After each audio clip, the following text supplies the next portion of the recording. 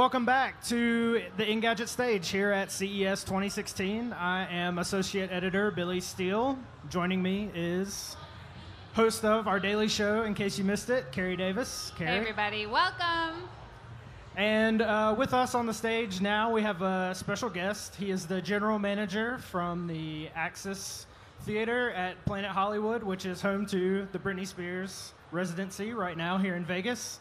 Tex Dike. Tex, welcome to the Engadget stage. Thank you very much. Thank you for having me, guys. So to get this kicked off, we really wanted to talk to Tex about what makes a really good concert in Vegas. I don't know if any of you or at home have ever seen a concert in Vegas, but it's not just somebody standing on a stage singing anymore. It's this crazy, immersive, incredible experience. And so to get that feel, Tex was kind enough to send me and a few other Engadgeters. Billy. I missed it. Yeah. You really missed it. Yeah, I know. I saw the pictures. I'm actually really bummed that I missed it. Yeah, we saw some Britney Spears, guys, and it was really, really good. Unfortunately, we only caught maybe the last 25 minutes because of plane delays and rushing in. And I was like, Britney, man, get me to Britney. So we barely made the last chunk, and it was incredible. So let's talk about the tech behind a show like that. Oh, good. Let's watch her dance. You guys, she's so good. Maybe talk about the run of shows. So how long will Britney be performing at Planet Hollywood? These sorts of contracts, because it is really good for the artist to be in one place, right? You can do so much more than a traveling tour. Yeah, very true. So we thankfully just re-signed Britney for another 2 years. So we will get to have her in the theater through the end of 2017, which everyone was very happy about, very excited about. Hopefully she is as well.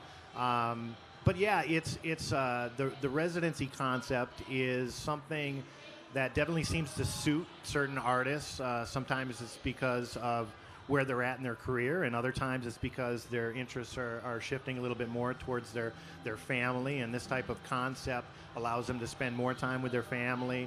Obviously, lets them be on the road less, which can be very, very demanding and very grueling. And really lets them design something that doesn't have to be loaded in and loaded out every night or after every couple nights. It can be something that they can take their time putting into the venue and take their time getting it back out, which usually means it's much more elaborate and complex than most of the tours. Yes, I definitely got that vibe. Much more elaborate than seeing a concert that's touring.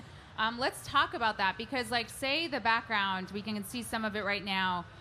The projectors that go, it's 200 degrees that they cover? Yeah, they span a little over 200 degrees, and they project mapped out synchronized images pretty much over the entire proscenium, and then they span over pretty much the entire viewpoint of the audience, and it was designed that way to really give the audience a truly immersive feel, like they were immersed within the show itself. It involves 60 20K projectors, and that was a little quirk at the beginning when we were just initially loading in the show. At some point, someone on our side had thought they were referencing 16 projectors. Turned out it was 60, which was something that no one on our side and not many people in the industry are really familiar with a projection experience that elaborate, and it's an awesome touch. Hopefully you enjoyed that part of it. I loved it. That's all I'm going to say the rest of the interview. So the venue itself, the layout of the seating is pretty unique to Las Vegas. We talked a little bit about that before. If you could just speak to that briefly. Yeah, sure. So it's a great theater. It's kind of a theater proper, which again, with a show of this magnitude and this scale, it would typically end up in an arena environment, which in my opinion has a little bit more of kind of a generic or a little bit staler approach, instead of like a very proper, warm theater with exceptional sight lines, exceptional acoustics. And that, in conjunction with some changes that we made during our renovation of the theater, which added a like a VIP section very close to the stage, Real which close. is unusual. That's where I got to be. Real close. That VIP. She's She's right. close. I mean, you really do feel like you could reach out and touch her. Yeah, Probably and people do. Yeah, I held it in. But. Thank you for that. Appreciate it. But yeah, that was the idea between how close it sits to the stage and then a thrust concept that Britney came up with that allows her to come all the way out right in front of this VIP section, which involves a VIP table and couch set up with full bottle service and whatnot. So it's a really interesting hybrid kind of between a nightclub experience and a concert experience that I've never come across in the concert industry. And that combined with the proximity of how close you are to the performer and to the dancers and the action, it's really something unique and special. So let's talk about that LED wall that she had behind her. So we have this lovely little display. Britney's got a lot more. Britney has people in the right places. It's what is it again? 2,100 square feet. Yeah, so it's a total of 2,100 square feet of WinVision 9mm LED walls. It's a combination of 4 of them. 2 of them we have in static position so they don't move, and 2 of them are in a tracking position so they can open and close. Another unique feature that allows set changes to be a little bit more fluid and easy as far as bringing things in and out. But it's very high quality. The panels themselves, the 2 static ones, are approximately 15 feet wide by 25 feet tall, and then the 2 larger tracking walls are 20 feet wide by about 30 feet tall. So it's a lot going on with there. Britney supplements that with some additional LED surfaces, and again, going back to that immersive feel, as you probably saw, it's really just a visually overwhelming experience from a video standpoint. It works great.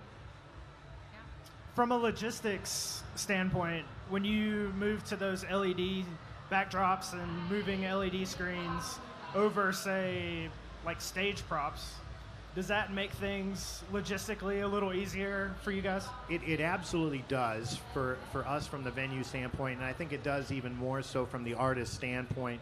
The versatility that comes with that as far as being able to change the mood or the theme of the show very easily, and being able to do that across the whole visual spectrum without significant set changes and bringing pieces in and out. That flexibility is very important, and we see that more and more, both obviously within these resident shows, but also with standard touring shows that come through. They obviously take advantage of that, and we see kind of a continual tilt towards putting more emphasis on the video and specifically the LED components of the creation of these and the design of these tours than the kind of some of the older standard physical props and set pieces and whatnot. And it's a great effect, and when it's done right, it really creates a special concert for sure. So although I would love to talk about Britney all day, that's not the only performer you have. You have 2 other residents. We actually have 3 new residents now. So we have Jennifer Lopez. She'll be launching her residency in the same venue at the Axis at Planet Hollywood in a few weeks, actually. So right in the thick of getting that geared up.